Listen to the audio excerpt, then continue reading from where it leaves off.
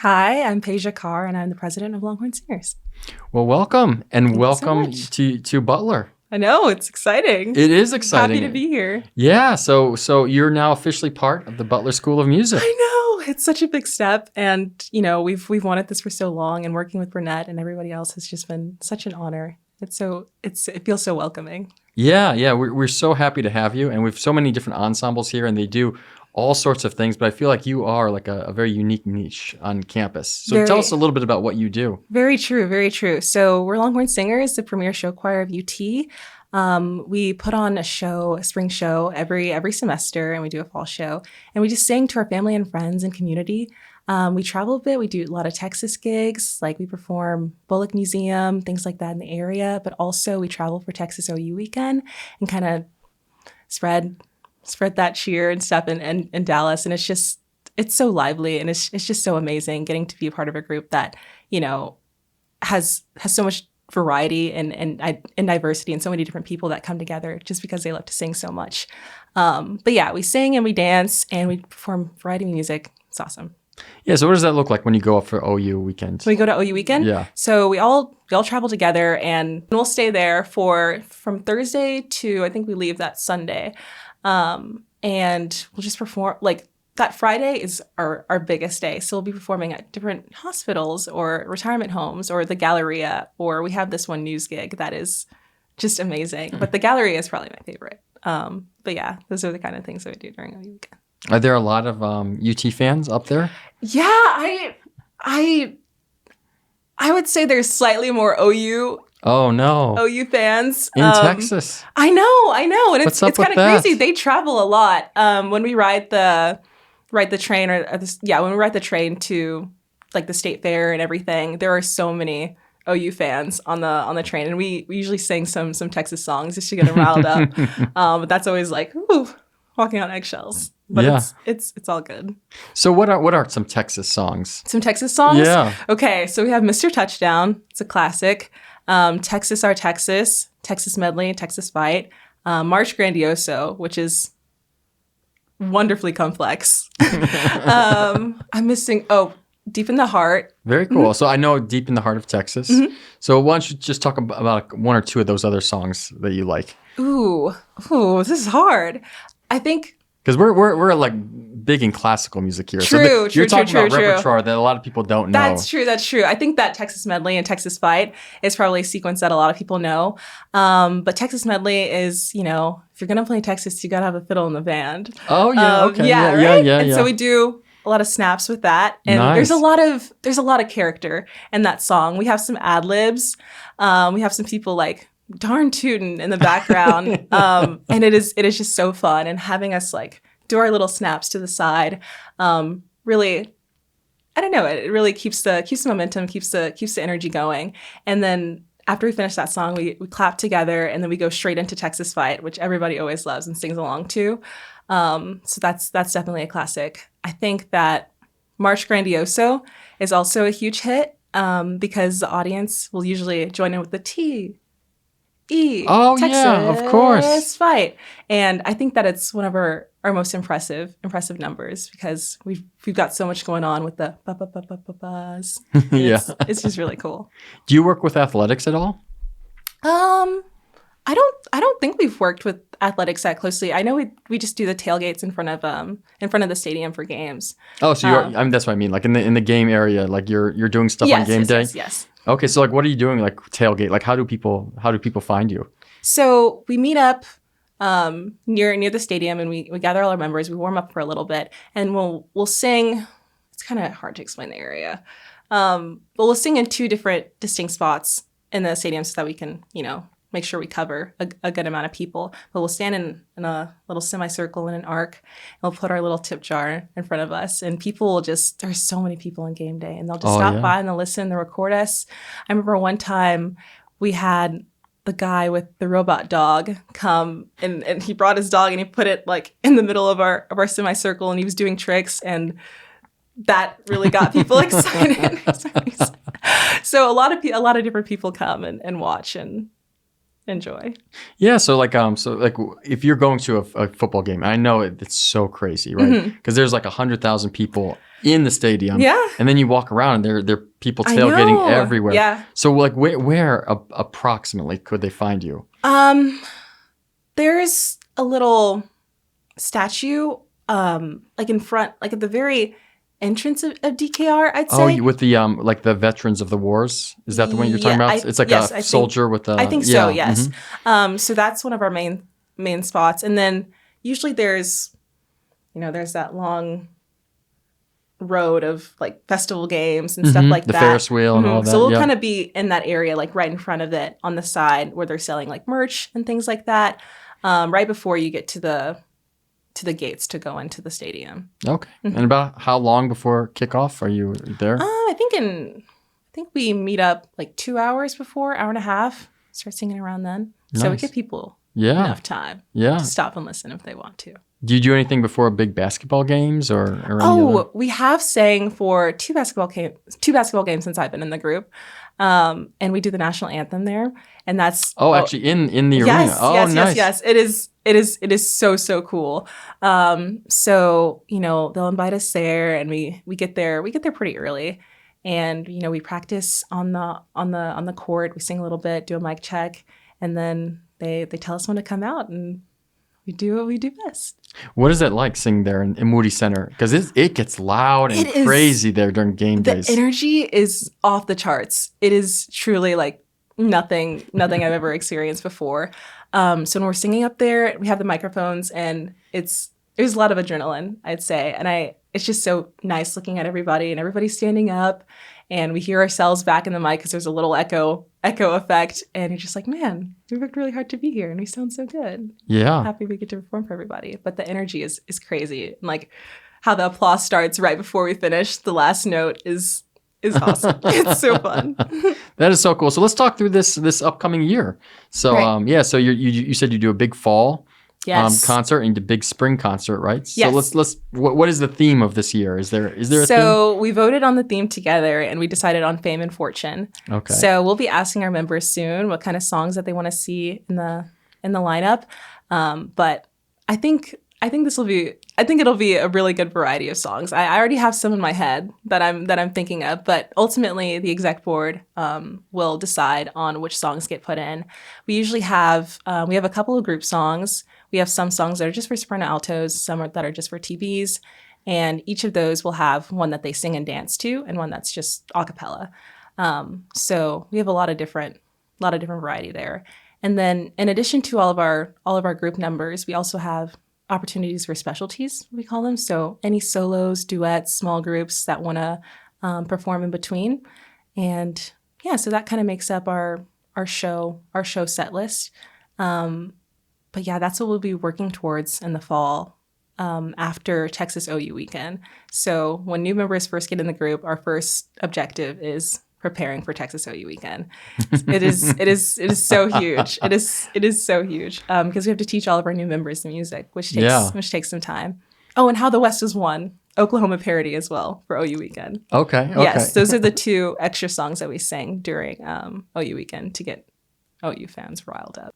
But yeah, so that'll be our big thing, and then right after that, immediately starting to learn that new music or that fame and fortune music for fall. So that's pretty broad, fame and fortune. Like exactly. what goes into the actual picking of songs? Like what do you think about when the exec community is thinking about, well, should we do this song or that song or?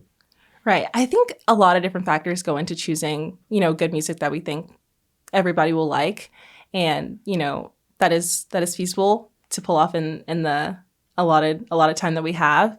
But ultimately, we look at everybody's suggestions, try to see what arrangements that they have. Kirby Shaw is always somebody that we go to for fun arrangements. We usually look for something that's jazzy. We do poppy, jazzy arrangements, but definitely those a cappella pieces as well, and just kind of inching up on difficulty as we develop as a group.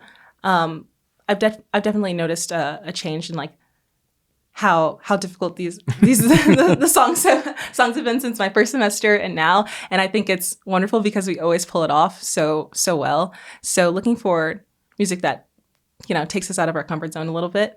But also considering the audience, songs that we think the audience will know, something for, our older audience. Yeah, because you said you go into nursing homes, right? You're not going to be singing Cardi B or something. Yeah. Exactly. Yeah. Something that they will know is really important. So we always have, a little bit of everything. Cool. What are some of the highlights from last year?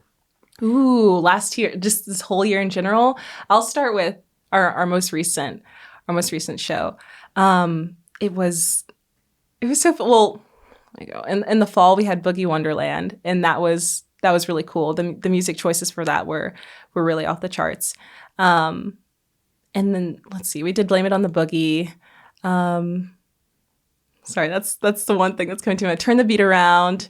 You Can't Stop the Beat. So a little bit of musical theater, a little bit of 80s aerobic, and things like that. And then in the fall, or not the fall, in the spring, we have 2 shows. So we have Love Show, which is during February, and we have a different theme each time. But it gets a little harder as you continue find different themes. So we had Lovesick. Yes, it was Lovesick. So we did I'll Never Fall in Love Again, songs like that. It was really fun. That was a acapella piece. In the spring, we did Stage and Screen. So we did songs from movies and Broadway shows. And that was also really broad, but we pulled it off and it was really cool. So we had Eye of the Tiger, Another Day of Sun, My Heart Will Go On. Okay. So many different things there. 9 to 5. But yeah, so sorry, I feel like I've trailed off from the original question. It was like the highlights. Yeah. So perfect. That most recent show was really, really nice. We had so many great people who auditioned specialties, and truly every single group, every single solo, every single duet, you could just feel, how hard they've worked on training their voices for that moment. And, we had a lot of graduating seniors. So seeing them on stage, getting to perform their last show and getting to honor them a bit was really emotional. It was very sentimental. We had 10 seniors leaving, which is wow. It's a big part of our group. It's almost a third. But no, we worked really hard, and just those moments right before we go on stage and we have our director introducing us is always like, guys, this is it. This is what we've been working towards. But also understanding that, we'll never perform with the same group twice or, after that semester. So knowing that this is the last time that you'll perform with these exact people and this exact music is something that's always on our minds whenever we're about to go on stage. Yeah, it's really special. Yeah, I can't wait to see a performance. And you dance also. Yes, we do. How does that work? So this is something totally new to this building. I don't think I've ever seen dancing. This is something that's really exciting for me because I'm also a choreographer. Oh, so nice. I get to see a whole other aspect or a whole other layer of the group. But, towards the beginning of the semester, we'll have people run for choreo. Anybody who wants to, they'll do a 20-minute audition where they have to teach us a dance, and then the group will vote on whether or not we want them to be our choreographer or not. We usually have 3, so that we can divide the songs equally. Now, are these people from like the dance school usually, or is it just people anybody? In the group? Okay. People within the group, yes. And if we don't have enough interest, then we'll pull somebody that, we work closely with, maybe a past choreographer or something like that. But we usually always have interest. And it's also part of the audition process. So we get to kind of gauge and see where people are at. But it's not a huge deal breaker because, at the end of the day, we're a show choir. We still have to be able to sing well while we're on stage. So we can't be doing anything too crazy. But it is something that, that definitely sets us apart, like you were saying, like how dance is pretty new here. But yeah, a lot of people catch on pretty quickly, and a lot of people really end up liking the dance. The dances enhance the energy associated with the song a lot of the time. So it's really fun. We have choreo rehearsals once a week for about 2.5 hours. And everybody's always dedicated, really thankful for the group of people that we have, because dancing, of course, is not for everybody, but they try their best. But we usually do about 3 or 4 dancing numbers for every show. So some songs are just to stand and sing, so we won't move. We'll just have a cool little formation. But for the rest, we'll have full on formations, full on. It's crazy.